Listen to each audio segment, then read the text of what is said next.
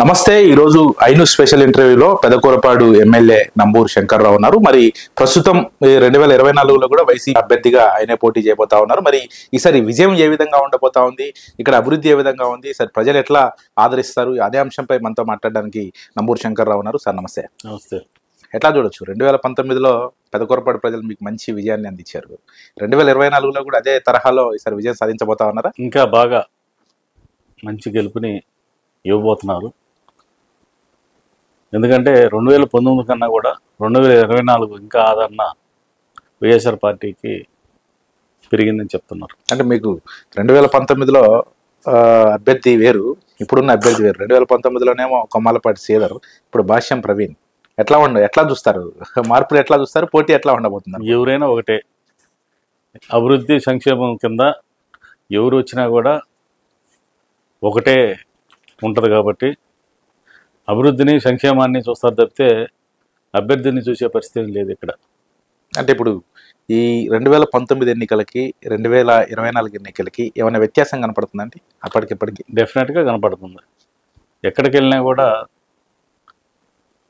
Public ఆదరణ, సంక్షేమం, అభివృద్ధి రెండు జరిగినాయి. కాబట్టి మళ్ళా జగన్మోహన్ రెడ్డి గారే రావాలని చెప్పి కోరుకుంటూ ఉన్నారు ప్రజలు. శంకర్రావు వచ్చిన కాడి నుంచి పనిచేస్తూ ఉన్నాడు. శంకర్రావు అయితేనే మనకి నియోజకవర్గానికి సూటబుల్, ఆయన హార్డ్ వర్క్ చేశాడు అనేది తెలుగుదేశం చెప్పుకునే మాట. మా పార్టీ వాళ్ళు కాదు, తెలుగుదేశం వాళ్ళే ఇలా చెప్పుకుంటున్నారు. ఇప్పుడు మీరు అంటే 2019 నుంచి 2024 వరకు పెదకూరపాటిని అభివృద్ధి చేశారు అంటే ఏం చేశారు, ఎటువంటి అభివృద్ధిని ఇక్కడ ఇచ్చారు మీరు ప్రజలకి? పెదకూరపాడులో నేను వచ్చే రోజుకి ఈ నియోజకవర్గంలో రోడ్లు అధ్వానమైన స్థితిలో ఉండి, అసలు అది చెప్పడానికి వీల్లేనంత పరిస్థితి. ఆ రోడ్లలో కింద పడిపోయి యాక్సిడెంట్లు అయిపోయి ఎంతోమంది చాలా ఇబ్బంది పడుతూ ఉండేవాళ్ళు. ఎందుకంటే ఇక్కడ ఇసుక రీచ్లు ఉండటం వల్ల, హెవీ లోడ్స్ వెళ్ళటం వల్ల ఆ రోడ్లన్నీ కూడా ఆ స్టాండర్డ్కి, ఆ హెవీ లారీలు పోయి స్టాండర్డ్గా వేసేవాళ్ళు కాదు. మరి ఇంజనీర్లు కూడా అట్లాగే ఉన్నారు. దానివల్ల కొంత రోడ్లు పూర్తిగా డ్యామేజ్ అవుతూ ఉంటాయి. దానివల్ల ఇబ్బంది ఉండేది. కానీ నేను వచ్చే రోజుకు మరీ ఘోరమైన పరిస్థితి.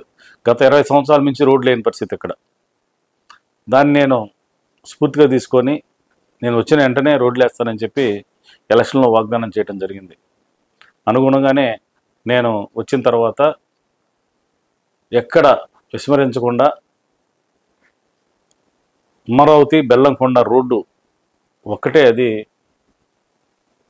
150 కోట్లు సుమారు, దాన్ని శాంక్షన్ చేయించి రోడ్డు రన్నింగ్లో తీసుకురావడం జరిగింది. అది సర్వేగంగా వర్క్ జరుగుతూ ఉంది, మీరు చూసే ఉంటారు. అట్లాగే అమరావతి నుంచి తుళ్ళూరు వెళ్ళడానికి, రాజధాని వెళ్ళడానికి రోడ్డు లేదు, సరైన రోడ్డు లేదు. మరి ముద్దూరు దగ్గర బ్రిడ్జి, వర్షం పడితే బ్రిడ్జి మీద నీళ్ళు వెళ్ళిపోతూ ఉంటాయి. ఆ బ్రిడ్జి కూడా ఆల్మోస్ట్ సగం కూలిపోయింది. ఇప్పుడు బ్రిడ్జి కడుతున్నారు. ఆల్మోస్ట్ అది అయిపోవచ్చు, 1 మంత్లో అయిపోతుంది. అది కూడా సర్వేగంగా జరుగుతూ ఉండే పనులు. ప్రతి గ్రామం నుంచి ప్రతి గ్రామం లింక్ రోడ్లన్నీ పాడైపోయినాయి. అవి కూడా మొత్తం దాదాపుగా ఒక 67 కోట్ల రూపాయలు పెట్టి ప్రతి లింక్ రోడ్లు కూడా వేయించడం జరిగింది. ఇంకా ఒక్కటే ఉంది, అది కూడా రన్నింగ్లో ఉంది, వేయాల్సిందే. బెల్లంకొండ రోడ్డు, వెంకటాయపాలెం వెళ్ళే రోడ్డు, అది ఎప్పుడు వేసారో ఆ రోడ్డు తెలియదు ఎవరికి. అంత అధ్వానమైన పరిస్థితిలో ఉంది. దాన్ని కూడా శాంక్షన్ చేయించి ఒక 2 కిలోమీటర్లు వేశారు. అది కూడా మిగతాది ఇంకొక 15 కిలోమీటర్లు, సుమారుగా 12 కిలోమీటర్లు వేయాల్సింది ఉంది. అది కూడా వేస్తారు. ఇది తప్పితే వేయాల్సింది రోడ్డు నియోజకవర్గంలో వేసే రోడ్డు అంటూ లేదు. ఇక అన్ని రోడ్లు ఆల్మోస్ట్ కంప్లీట్, అన్ని రోడ్లు వేసాం.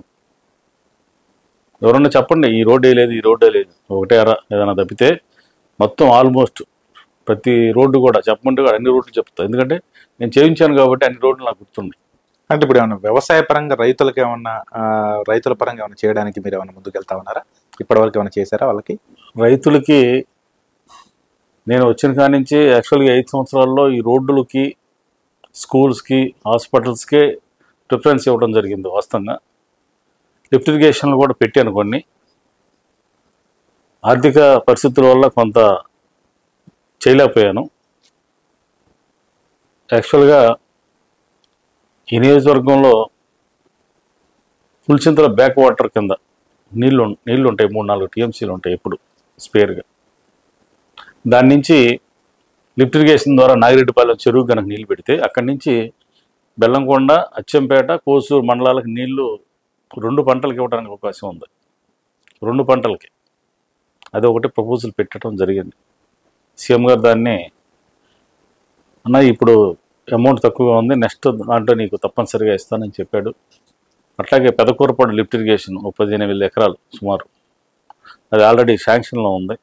తాళ్ళ చెరువు ఒకటి శాంక్షన్లో ఉంది, అదే 5,000 ఎకరాలు, అది 50 కోట్లు, ఇది 150 కోట్లు పెదకూరపాడుది. ఇవన్నీ కూడా శాంక్షన్లో ఉన్నాయి. నెక్స్ట్ నేను పెట్టే దృష్టి నియోజకవర్గంలో కృష్ణానది పక్కనే ఉండా కూడా తాగడానికి నీళ్ళు లేని పరిస్థితి ఇక్కడ. ఇవన్నీ కూడా నేను జలజీవన్ ద్వారా 82 కోట్ల రూపాయలు మన నియోజకవర్గంలో డెవలప్ చేయడం జరుగుతుంది. ఇంటింటికి కొన్ని కంప్లీట్ అయిపోయి, కొన్ని కంప్లీట్ అవుతున్నాయి, కొన్ని ఇంకా టెండర్లు వేయాల్సినవి ఉన్నాయి. కొన్ని గ్రామాలు అన్నీ కూడా అయిపోతూ ఉన్నాయి. మరి నేను చేయాల్సింది తాగునీరు, సాగునీరు 2 చేయాల్సింది ఉంది. మిగతా అన్ని స్కూల్స్ ఉన్నాయి. 82 కోట్ల రూపాయలతోటి స్కూల్స్ డెవలప్మెంట్ చేయడం జరిగింది. అదనపు గదులు కానీ, హై స్కూల్స్ కానీ, కొన్ని రిపేర్లు కానీ, మరి అన్నీ కూడా సుమారు 82 కోట్ల పైసలకి రావడం జరిగింది మన నియోజకవర్గానికి. మరి అట్లాగే హాస్పిటల్స్ ఒక 27 కోట్ల రూపాయలు పెట్టి సుమారు పెదకూరపాడు 8,25,00,000 హాస్పిటల్ కట్టి ప్రారంభోత్సవం కూడా చేయడం జరిగింది. అమరావతి ఎక్స్టెన్షన్ 3,25,00,000 ఎక్స్టెన్షన్, అది కూడా కట్టి ప్రారంభోత్సవం చేయడం జరిగింది. అతులూరు సుమారు 2 కోట్లు, అది కట్టి ప్రారంభోత్సవం చేయడం జరిగింది. అచ్చంపేట 2,25,00,000, అది కూడా కట్టి ప్రారంభోత్సవం చేయడం జరిగిపోయింది. ఇప్పుడు దొడ్లేరు ఒకటి కడుతున్నారు. చింతపల్లి ఒకటి ల్యాండ్ది కొంచెం చిన్న ప్రాబ్లం వచ్చి ఆగింది, అది కూడా శంకుస్థాపన చేయాల్సిన పరిస్థితి ఉంది. కోళ్ళలో చేయలేకపోతున్నాం, ఆగాం. ఇన్ని హాస్పిటల్ తీసుకురావడం జరిగింది. కోసూరు కానీ, చినరాజుపాలెం కానీ హాస్పిటల్లో కొంచెం రిపేర్ ఉంటే కూడా చేపించాం. కోసూరు కూడా ప్రపోజల్ పెట్టడం జరిగింది, 30 బెడ్స్ హాస్పిటల్. ఇట్లా ఎడ్యుకేషన్లో ఎప్పుడో పాలిటెక్నిక్ కాలేజ్ ఒకటి శాంక్షన్ అయ్యి కట్టలేకపోయారు. 2013లో కన్నా లక్ష్మణ్ గారు టైంలోనే శాంక్షన్ అయింది, కానీ కట్టలేకపోయారు. మన హయాంలో నేను వచ్చిన తర్వాత ఇప్పుడు కట్టి ప్రారంభోత్సవం సీఎం గారి చేతుల మీదుగా కూడా కట్టడం అయిపోయింది, ప్రారంభోత్సవం చేయడం అయిపోయింది. మరి ఇంత డెవలప్మెంట్ చేయడం జరిగింది. మీరేమో ఇన్ని చేశానని చెప్తా ఉన్నారు, ప్రతిపక్షాలు అసలు పెదకూరపాడులో డెవలప్మెంట్ లేదు, అది కళ్ళకు అవపడుతున్నాయి కదా. మీరు తీసుకోండి, కావాలండి ప్రతి ఊరు వెళ్ళండి, ప్రతి స్కూల్ తీయండి, హాస్పిటల్ తీసుకోండి, పెదకూరపాటు తీసుకోండి వెళ్ళి, మీకు కావాలంటే ఇస్తాను నేను, మీకు అన్నీ ప్రూఫ్తో సహా ఇస్తాయి. సరే మీరు కట్టారా, పోనీ ఒక స్కూల్ కట్టారా చెప్పండి. అక్కడ మీ 5 సంవత్సరాల్లో గతంలో 14 నుంచి 19 బట్టికి ఒక స్కూల్ ఏమన్నా కట్టారో చెప్పండి, క్లియర్. ఒక హాస్పిటల్ కట్టారో అని చెప్పండి, ఒక హాస్పిటల్ ఎక్కడన్నా కట్టారో అని చెప్పండి. అదే టీడీపీ హయాంలో అసలు ఏ మాత్రం కూడా అభివృద్ధి చెందలేదంటారు. అసలు కూరపాడు చెందితే నేను చేయాల్సిన అవసరం ఏముంటుంది? అసలు మీరు రోడ్లు ఎత్తే నేను వేయాల్సిన అవసరం ఏముంటుంది? మీరు హాస్పిటల్ కడితే నేను కట్టాల్సిన అవసరం ఏముంటుంది? మీరు స్కూల్స్ బాగు చేస్తే నేను చేయాల్సిన అవసరం ఏముంటుంది? పెదకూరపాడులో కొత్త రాజకీయాలకు తెరలేపాయి. ఈ మధ్యకాలంలో వైసీపీ పార్టీకి సంబంధించి ఒక పార్టీ కార్యాలయాన్ని ధరణికోటలో తగలబెట్టారు, దాన్ని టీడీపీ వాళ్ళే తగలబెట్టారని చెప్పేసి కొంతమంది ఫిర్యాదులు కూడా చేయడం జరిగింది, పోలీసులు కూడా అరెస్ట్ చేశారు. అదే తరహాలో మళ్ళీ క్రోసూరులో టీడీపీ పార్టీ కార్యాలయాన్ని కూడా తగలబెట్టారు, అది వైసీపీ వాళ్ళే తగలబెట్టారని చెప్పేసి కూడా వాళ్ళ ఆరోపణలు చేయడం జరిగింది. ఇందులో ఎంతవరకు వాస్తవాలు ఉన్నాయి, అసలు పార్టీ కార్యాలయాన్ని తగలబెట్టుకునే పరిస్థితులు ఎందుకు వస్తున్నాయి అనుకోవచ్చు, దీన్ని ఏ విధంగా చూడొచ్చు అంటారు? మరి కొత్త అభ్యర్థి వచ్చిన తర్వాత వచ్చిన రోజే ధర్మకోటలో మా పార్టీ కార్యాలయాన్ని తగలబెట్టారు, రెడ్ హ్యాండెడ్గా పట్టుకున్నారు వాళ్ళని, తెలుగుదేశం కార్యకర్తల వాళ్ళు క్లియర్గా. మరి తర్వాత వాళ్ళ పార్టీ ఆఫీసు వాళ్ళు తగలబెట్టుకున్నారు, క్లియర్గా తెలుస్తుంది. అది మా వాళ్ళ మీద కేసు పెట్టాలని చూశారు. అంటే ఏదైనా చేయగలుగుతామనే వాళ్ళ అహంభావం లేకపోతే ఏంటో తెలియదు. అది 5 సంవత్సరాల గతంలో ఎట్లా నడిచింది, గతంలో ఎంత ప్రశాంతంగా నడిచింది. ఇప్పుడు ఏదో దౌర్జన్యం చేయాలి, లేకపోతే ఇంకోటి ఏదో అలజడి సృష్టించాలి. చంద్రబాబు నాయుడు వచ్చాడు, జనం రాలేదు, దానికి వాళ్ళకి మైండ్ పోయింది, ఏం చేయాలో అర్థం కావట్లేదు.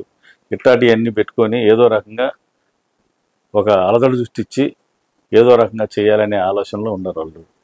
ఏమి చేసినా ఇక్కడ ఏమి ఉండదు, ఒట్టేస్త్రా మంచినీళ్ళు తప్పితే వాళ్ళకి దక్కేది ఏమి ఉండదు. జనం ఆల్రెడీ ఫిక్స్ అయిపోయి ఉన్నారు.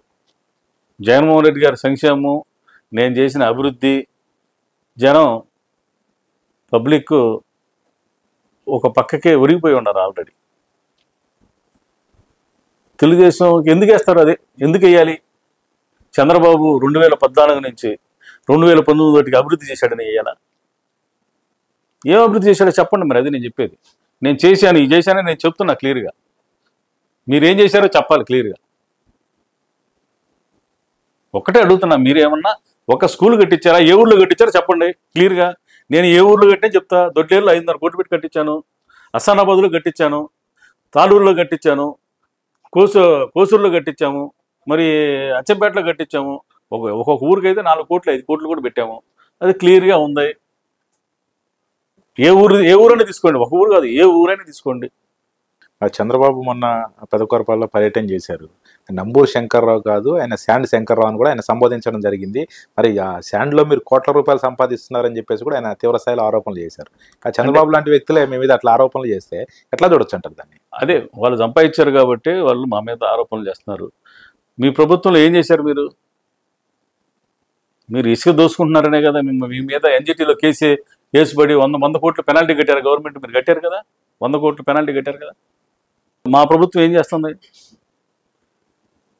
ఒక టెండర్ వేసి 750 కోట్ల సంవత్సరానికి ఒక అతను తీసుకొని అతను చేసుకుంటున్నాడు. దానికి నాకు అసలు సంబంధం ఉంటుందా? అసలు మాట్లాడటానికి సిగ్గుశరం ఉండాలి కదా. నువ్వేం చేసావు? మీ ఎమ్మెల్యేలని, మీ జన్మభూమి కమిటీలని, మీ కార్యకర్తలను దోసుకోమని చెప్పావు. దాంట్లో నాకు సగం మాట అయ్యమని చెప్పి నువ్వు అడిగావు. అదే కదా జరిగింది.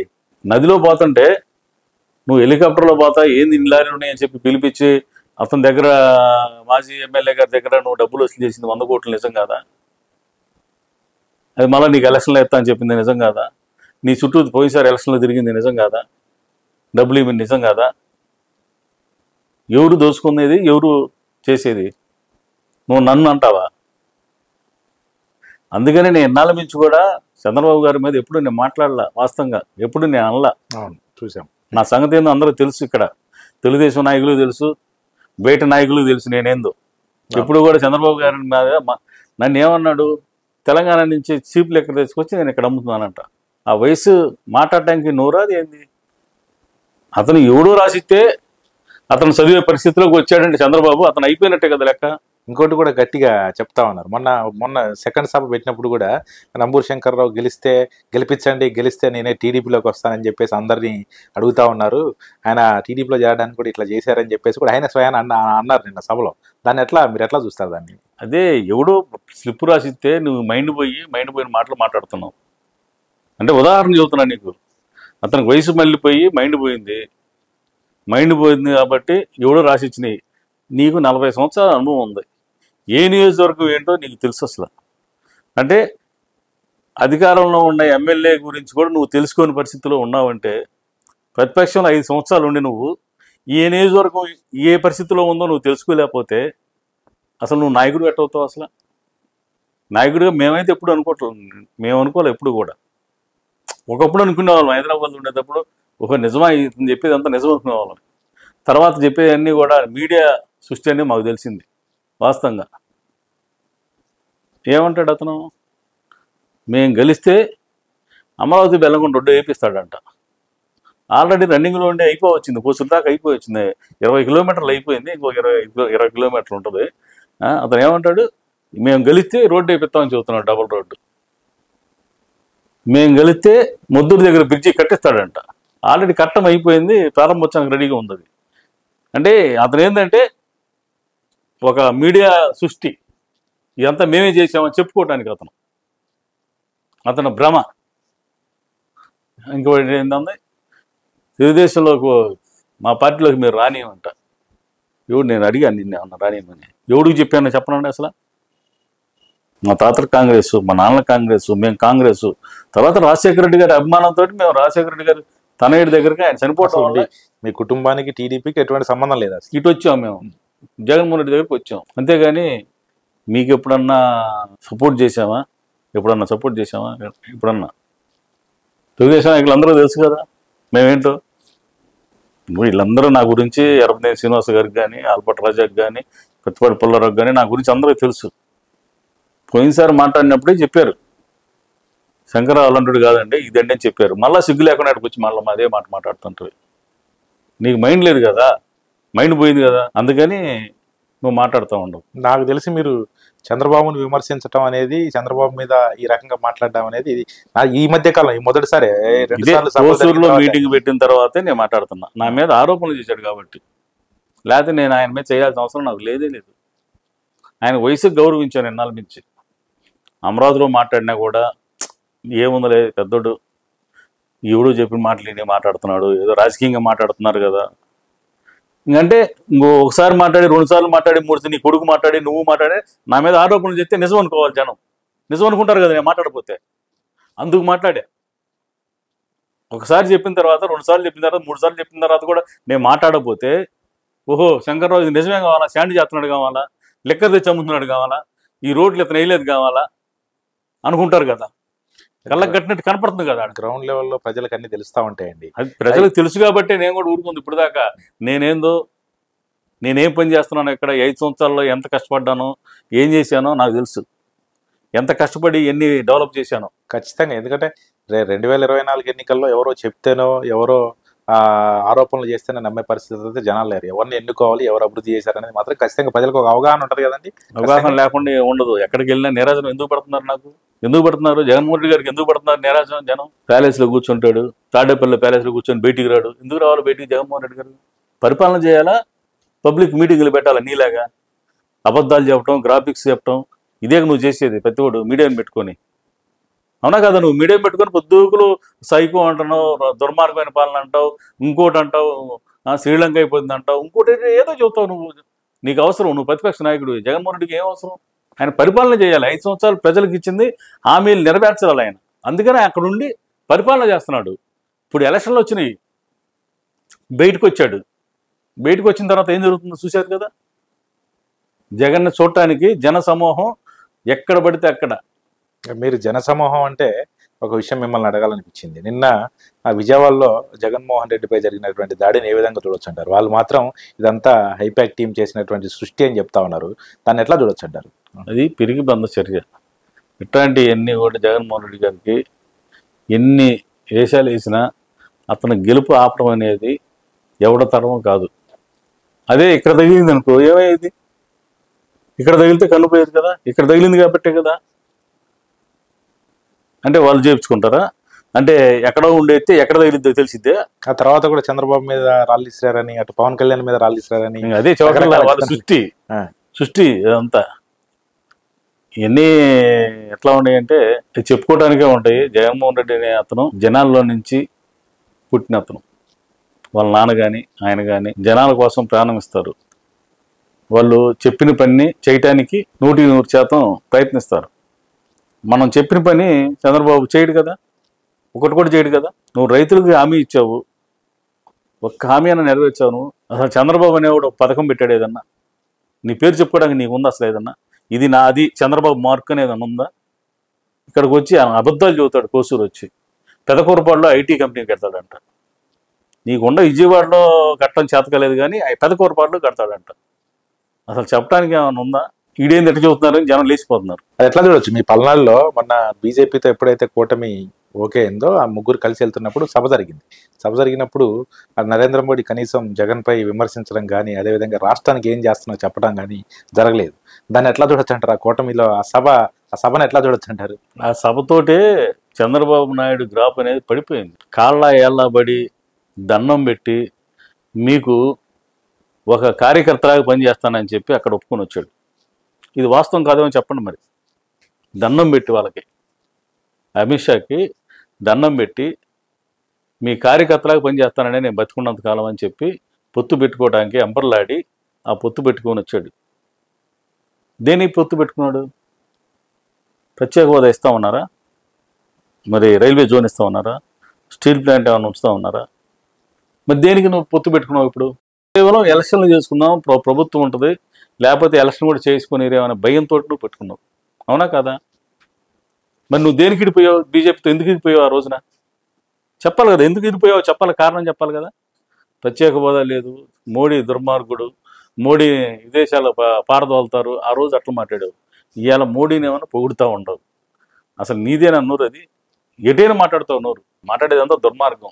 వాలంటీర్ వ్యవస్థ పెడితే జగన్మోహన్ రెడ్డి గారు సర్వీస్ చేయడానికి ఏం మాట్లాడాడు? ఆయనతో మగ మనుషులు లేనప్పుడు ఇంట్లో పోయి తలుపు కొడతా ఉంటారు, దీనివల్ల ఇదైపోయింది ఎంతో అట్లా కూడా నీచంగా మాట్లాడాడు. నిన్నే మాట్లాడుతున్నాడు, వాలంటీర్ వ్యవస్థని బలోపేతం చేస్తాం అంటున్నాడు, 10,000 శాలరీ ఇస్తాం అంటున్నాడు. ఈసీకి ఏమన్నా కంప్లైంట్ చేసి వాళ్ళ ఉద్యోగాలు ఆపేశాడు. మళ్ళీ ఇప్పుడు ఏమన్నా వాళ్ళంతా రివర్స్ అవుతారని చెప్పి వాళ్ళకి 10,000 ఉద్యోగం పెంచుతానని చెబుతూ ఉన్నాడు. అసలు ఏమన్నా అర్థం ఉందా మాట్లాడేది? అంటే జగన్మోహన్ రెడ్డి గారి పాలన బాగుంది, వాలంటీర్ వ్యవస్థ బాగుంది, దాన్ని ఒప్పుకుంటున్నావు కదా నువ్వు. మరి నీకెందుకు? నీతో అవసరమైంది జనాలకి.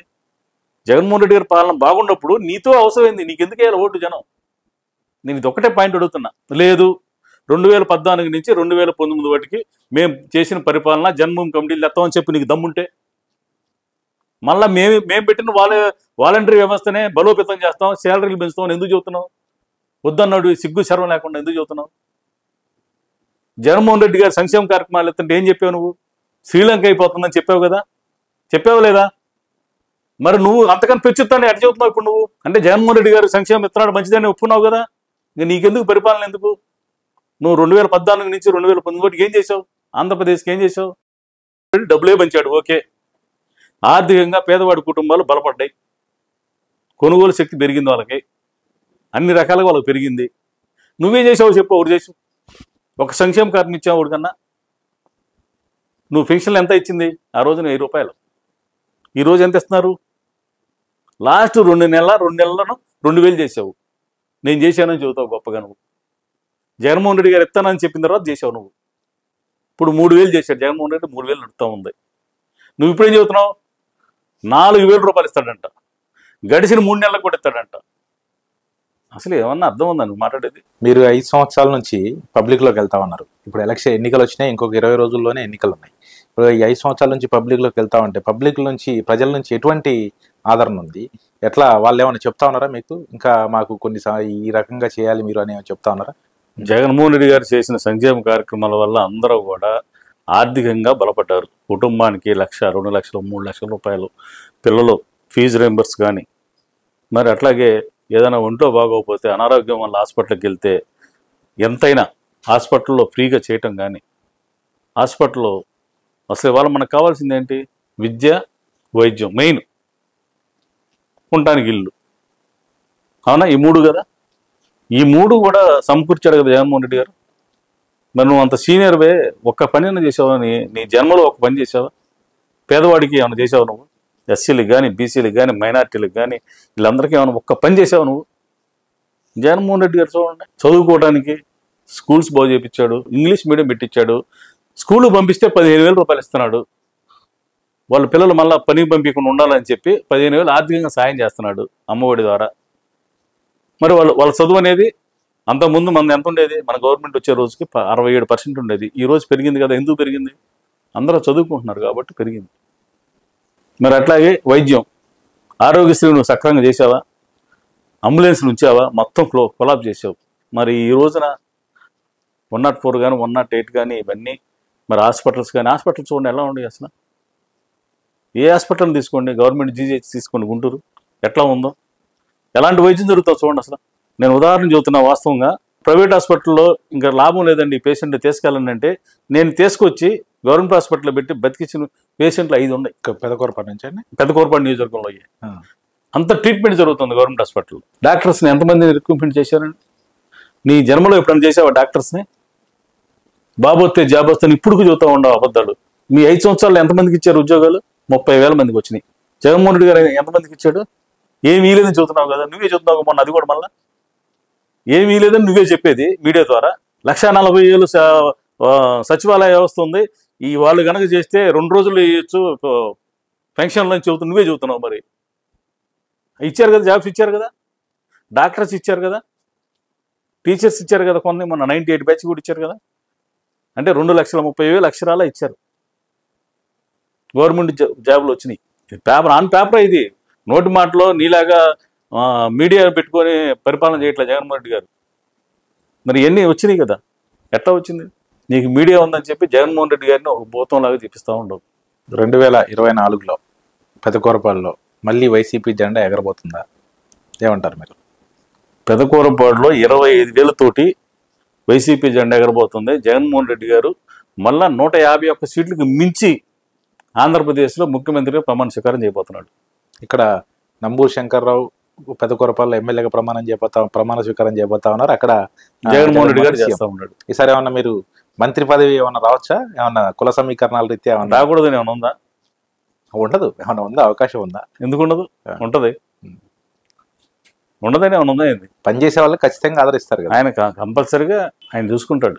చివరిగా ఈ 2024 ఎన్నికల్లో పెదకూరపాడు నియోజకవర్గ ప్రజలు నంబూరు శంకర్రావుకే ఎందుకు ఓటేయాలి అంటే మీరు ప్రజలకి ఏం చెప్తారు? నేను అందుబాటులో ఉండే ప్రజలకి కష్టపడి పని చేశాడు అనుకుంటేనే నాకు ఓటేయండి అని చెప్తున్నాను. నేను చేశానని అట్లా, నేను పని చేశాను అనుకుంటేనే నాకు ఓటేయండి, లేకపోతే నాకు ఓటు వేయొద్దు అనేది కూడా డైరెక్ట్గా చెప్తా ఉన్నా. ప్రతి మీటింగ్లో చెప్తున్నా.